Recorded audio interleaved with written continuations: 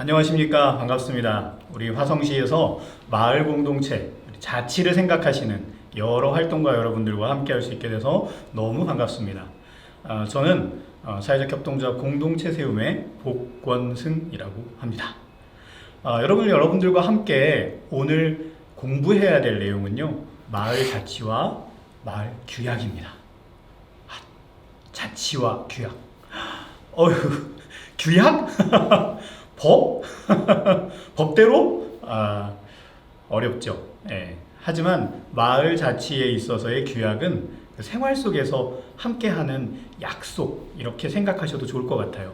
규와 약이 있는데 이 규범과 약속이 함께 어우러져서 마을 안에서 자연스럽게 서로가 합의해가는 그런 모습들, 그런 활동들을 종이에 적어 놓은 것이 규약이다, 이렇게 생각을 하시면 조금 쉽게 다가갈 수 있지 않을까, 그런 생각이 듭니다.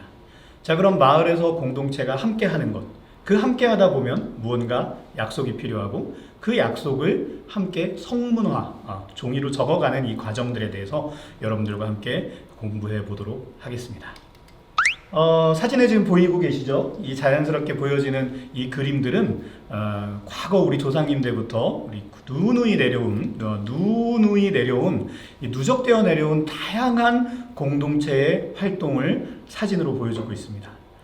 흑백 사진으로 보여지고 있는 것은 제주도의 그 유명한 말방해접이라고 해서요, 일종의 매방아를 말이 짓고요, 그 말이 짓는 연자매 방아를 주민들 모두가 함께 공동으로 소유하고 관리하는 그런 풍습입니다. 밑에 보면 우리 화성시에서도 아주 많이 해왔던 그런 아주 재미있는 풍습이 있죠. 여러분들 너무 잘 아시는 두레입니다.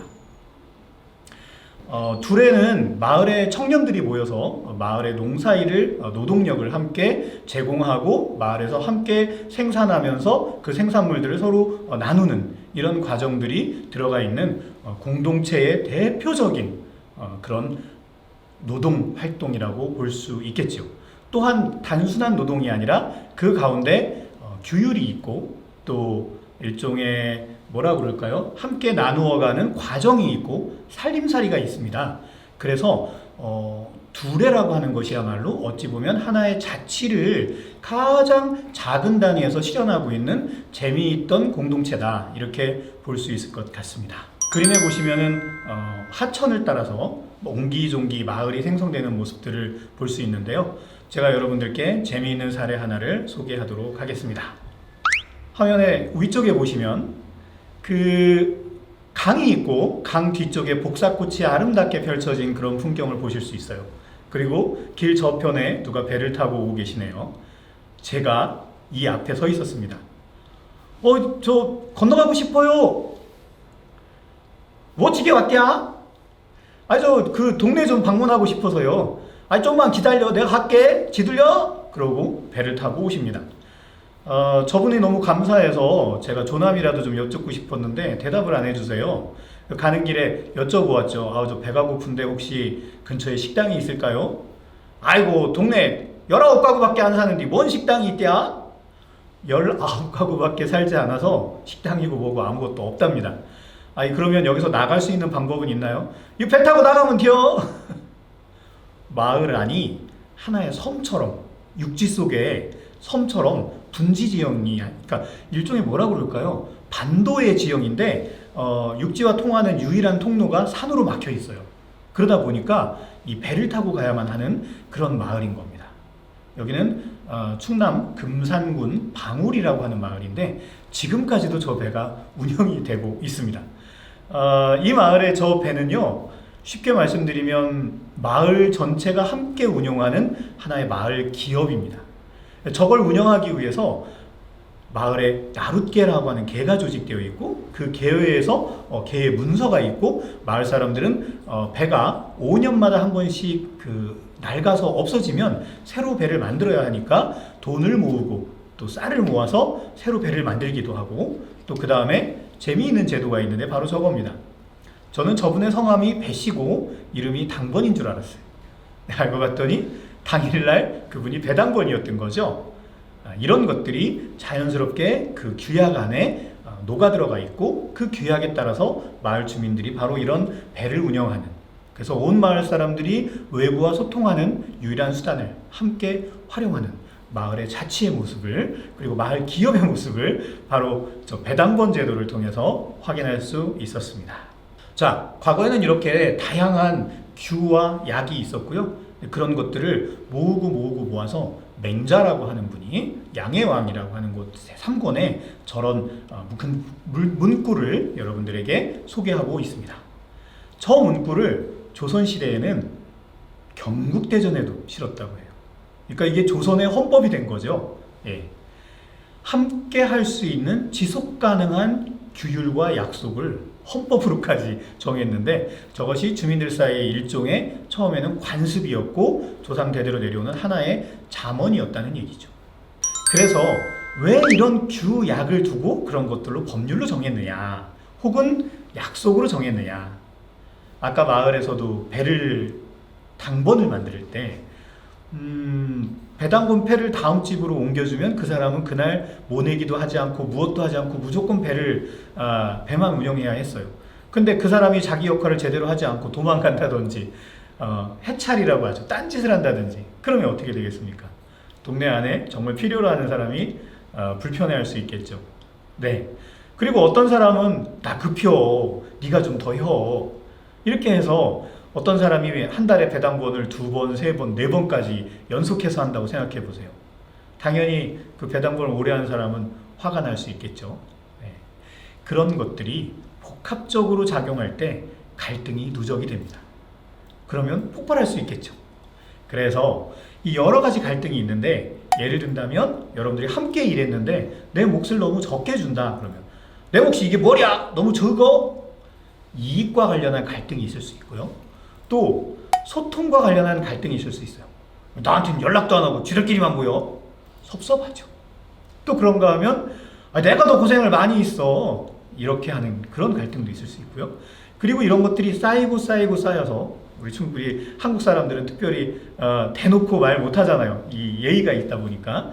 그래서 그런 것들이 복합적으로 작용할 때 복합적인 누적된 갈등이 생기면 나중엔 정말 풀기가 쉽지 않은 경우가 많습니다. 바로 이런 것들을 쉽게 해결하기 위해서 무엇이 나왔느냐? 약속이란 것이 나오게 되는 거죠. 이러이러 해봤더니 갈등이 생기더라. 특히 그 갈등에서 누가 강한 사람이 이겨요? 약한 사람이 이겨요? 강한 사람이 이기죠. 그래서 약자들을 좀 보호해야겠다. 이렇게 해서 마을 안에서 정말 공정한 이야기로 풀기 위해서 바로 규약이 나오게 된 것입니다. 규약이 나오게 된 배경에는 바로 이런 여러 가지 배경들이 있었던 거죠. 네. 무엇이 있느냐면, 우리 오늘날 같으면은 정당들 끼리끼리의 프레임이 있습니다.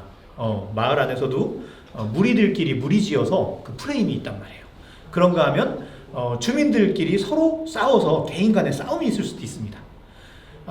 또 뭐 갈등 담당자가 조정자가 돼서 내 문제인데 내가 목소리를 키워서 내가 이장님이 되는 거예요. 쉽게 말하면 내 문제를 가지고 내가 이장님이라 내가 결정을 한다든지, 이런 문제들을 우리가 미연에 방지하기 위해서 바로 결정과 합의의 과정을 통해서 규약을 만들어야 한다는 거죠.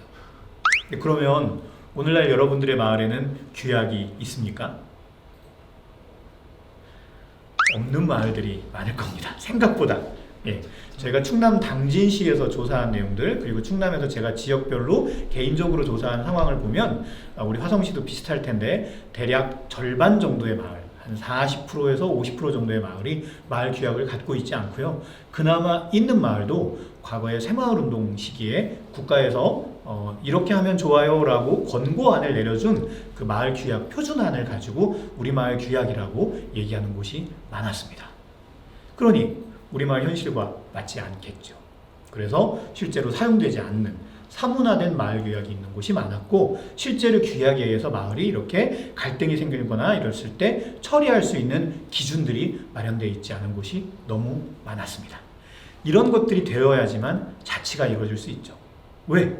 국가를 이루는 굉장히 중요한 것이 영토와 국민과 주권이듯이 마찬가지입니다. 법치국가에서 이 주권을 행사할 수 있는 제일 중요한 것은 법률입니다.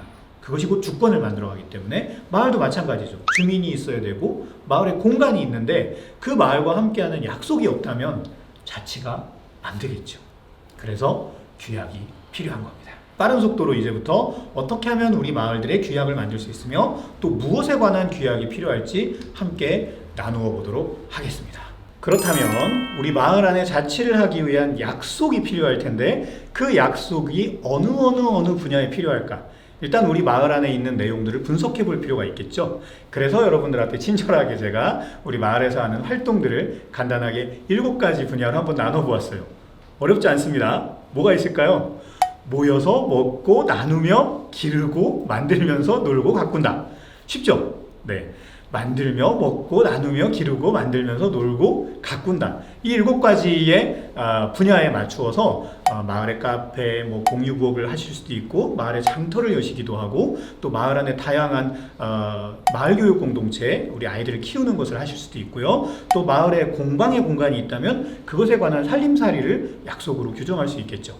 그런가 하면 놀이터가 있으면 놀이터에 대한 규정도 있을 테고요. 마을 경관을 어떻게 꾸밀 것인지 개발을 하게 되면 그걸 어떻게 마을에 정말 행복한 방법으로 적당하게 개발할 수 있을지 이런 것들을 약속해가는 겁니다. 이렇게 해서 여러분들의 다양한 마을의 분야들을 규약으로 약속을 정하시면 되고요. 이 정하는 방법에 대해서부터 이제 간략하게 설명을 해드리도록 하겠습니다. 간단하게 4가지 방법인데요. 처음에는 사회화의 과정이 필요합니다. 부족함과 불편한 게 우리 마을에 무엇이 있는지 일단 다 찾아보는 겁니다. 이것 때문에 싸웠어. 저거가 불편해. 이것들을 모으세요. 그 다음에 정치화해야 됩니다. 이게 뭐냐? 회의에서 아이고 이거 어려웠고 불편해서 싸움 났었다니까요. 이거 바꿔야 해요. 라고 회의에서 정식적으로 제기를 해야 되겠죠. 이게 정치화입니다. 그리고 제도화를 해야 합니다. 뭡니까? 드디어 규약을 만드는 거죠. 만들고 나서 어떻게 합니까? 정책화해야 합니다. 그 제도를 활용할 수 있어야 되겠죠. 그렇게 해서 4가지의 단계로 풀어볼 수 있는데요. 일단 그 중에 가장 중요한 만드는 과정과 그 다음에 그것을 확정지어서 합의하는 과정까지만 제가 오늘 설명해 드리도록 하겠습니다. 마을규약의 일반적 구조는 이것과 같습니다. 보이시죠? 총칙, 자격, 그 다음에 주민들이 함께하는 회의를 어떻게 진행할 건지, 회의의 임원은 어떻게 구성하고 사람들은 어떻게 만드는 건지, 그 다음에 행위 규범 어떻게 해야 되는 건지, 그리고 공유 자산의 활용, 이렇게 분야를 나눌 수가 있습니다. 이것에 맞추어서 이게 되게 중요합니다. 지금 나오는 표가 여러분들이 진짜 규약을 만드는데 필요한 분야들이니까요.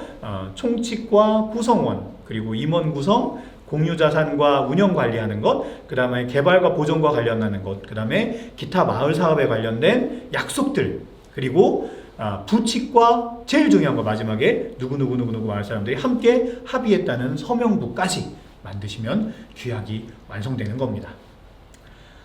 제가 좀 많이 PPT를 좀 다양하게 썼는데요. 이게 바로 여러분들이 규약 만들기 초매전에 챙겨야 할 것들입니다. 일일이 설명하지 않겠습니다. 여러분들 화면 정지에 눌러 놓으시고요. 쭉 한번 살펴보시기 바랍니다. 제일 중요한 건 뭐냐면 이 규약이 만들어지는 과정과 그리고 서명부 완성까지 모두가 주민들이 참여해서 스스로 기획하고 스스로 이루어져야 된다는 겁니다. 이건 다른 사업과 달라요. 규약이기 때문에 마을에 있는 모든 사람들이 가능한 많은 사람들이 참여해야 하고요. 그 과정이 철저하게 투명해야 합니다. 그래서 규약 만들기 회의 소집부터 우리 과거에 우리 조상들이 규약 만들기 회의 소집을 할 때 이렇게 대동계 통문을 통해서 보름 전부터 마을 사람들이 일일이 찾아다니고 또 그 시대에 그 종이가 귀한데도 불구하고 저렇게 홍보를 했던 사례를 볼 수 있습니다. 규약 승인의 총회 개최 순서입니다. 역시 잠깐 멈춤하시고 쭉 훑어보시기 바랍니다. 이렇게 폐회선언까지, 이거는 로보트법이라고 하죠. 로보트 형식의 로보트 선생님이 만드신 그 형식에 의해서 회의를 주관하는 방식인데 우리나라 전통 방식들과 흡사합니다. 이렇게 회의를 진행하시고요. 그 다음에 합의가 되어지면 서명을 하시면 되는 겁니다. 자, 정리하겠습니다. 회의를 통해서 규약을 필요를 일단 제기하시고요. 그 다음에 이 초안을 만들 사람을, 마을의 몇몇 사람을 TF팀을 구성하세요. 그래서 그 사람들이 동아리를 만들어서 문서화된 내용을 다른 데 걸 좀 얻어오기도 하고 해서 함께 비교해 보면서 TF팀이 그것을 만드시고 나서요. 그 내용을 가지고 전체 회의에 붙여서 모두가 공유하세요. 운영회의 같은 데서 공유하셔도 됩니다. 그리고 난 다음에 마을 총회를 여십시오.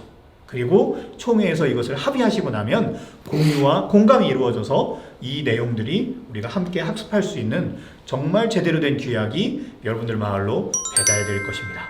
그렇게 되면 우리 마을 안에 혹시라도 갈등과 어려움이 있을 때마다 이 규약이 나오나? 규약에서 어떻게 처리한다고 돼 있지? 만약에 그게 안 돼 있으면 규약을 바꿔야겠네? 수시로 바꾸십시오. 스위스는 150년 동안 헌법을 140번을 바꿨다고 합니다. 여러분 규약은 살아있어야 하고 마을과 함께 움직여야 합니다. 이렇게 우리 마을의 규약을 함께 만드는 과정, 왜 필요한지에 대한 역사에서부터 15분간 여러분과 함께 알아보았습니다. 고생들 많이 하셨으니까 서로들에게 수고 많이 하셨다고 보이지는 않지만 서로 격려의 박수 쳐주시면서 마치겠습니다. 여러분 마을의 멋진 규약 새롭게 만드시길 부탁하고 또 응원하면서 동영상 강의 마치도록 하겠습니다. 감사합니다.